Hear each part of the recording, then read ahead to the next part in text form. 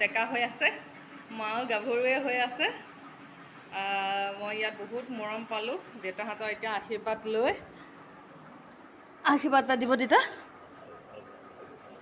মা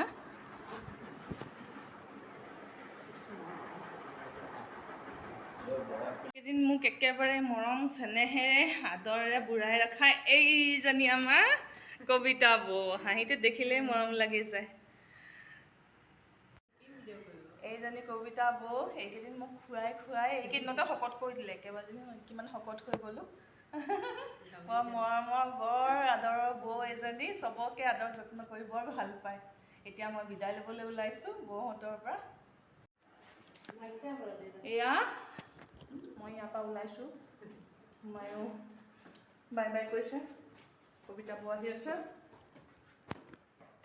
গৌৰীসাগৰত মই মোৰ বান্ধৱী কৰবী, তাইৰ হাজবেণ্ড বৰুণ আৰু জীয়ৰী অৰিহণাৰ আতিথ্যতে কটালোঁ। তাইৰ ভণ্টি দীপা আৰু তাইৰ পৰিয়ালকো লগ পালোঁ, বিৰাটেই ভাল লাগিলে। সকলোকে এৰি